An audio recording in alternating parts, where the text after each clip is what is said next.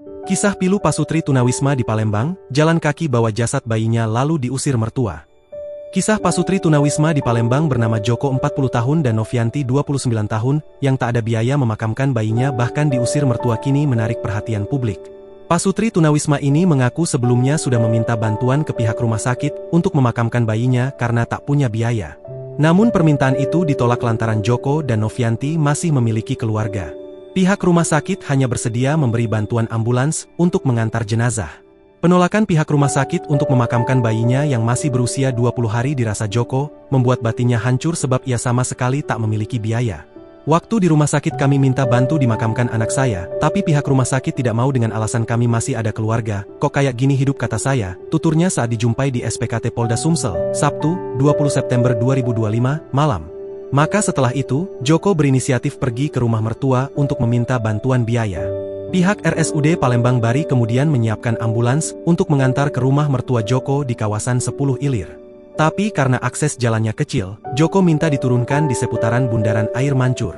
Namun siapa sangka setibanya di rumah mertua, luka di hati Joko dan istri justru bertambah sebab mereka langsung diusir. Raut wajah lesu dan suara pelannya mengungkap beratnya hidup yang ia jalani dengan segala keterbatasan dan serba kekurangan. Pas tiba di rumah mertua, mereka kayak gak terima, kami diusir sampai dibilang bawa mayat, katanya. Beruntungnya Joko yang sedang menggendong jenazah bayinya bertemu dengan seorang anggota Polsek Kertapati, Aibda Alimin yang membantunya. Sebab pasutri itu terlihat kebingungan di depan Masjid Agung SMB Jayo Wikramo. Lalu ia diantar Aibda Alimin ke SPKT Polda Sumsel, bersama anggota piket, Joko dan keluarga kecilnya dibawa ke Rumah Sakit Bayangkara. Kemudian jenazah bayinya dimakamkan AKP Sutioso KA Siaga Regu 2 SPKT Polda Sumsel di TPU Kamboja. Diketahui, bayi perempuan Joko dan Novianti meninggal setelah 20 hari lahir karena sesak napas. Ternyata hal ini bukan pertama kali ia harus kehilangan anak, karena sebelumnya Joko juga kehilangan anaknya yang meninggal. Ini anak yang kedua, yang pertama juga meninggal pas usianya masih kecil. Waktu itu saya masih kerja, ujar Joko. Menikah sudah lebih dari 3 tahun, saat ini sehari-hari ia bertahan hidup hanya dengan mengharapkan belas kasihan dari orang lain di jalanan.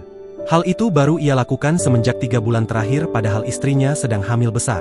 Dulu saya kerja kuli bangunan, semenjak 3 bulan ini sudah tidak kerja lagi makanya sekarang cuma minta-minta di jalan, nyari-nyari biaya sendiri untuk istri, kata pria asal Blitar Jawa Timur itu. Karena tak punya tempat tinggal, Joko dan istri selalu berpindah-pindah tempat dan bertahan hidup seadanya. Raut wajah lesu dan suara pelannya mengungkap beratnya hidup yang ia jalani dengan segala keterbatasan dan serba kekurangan.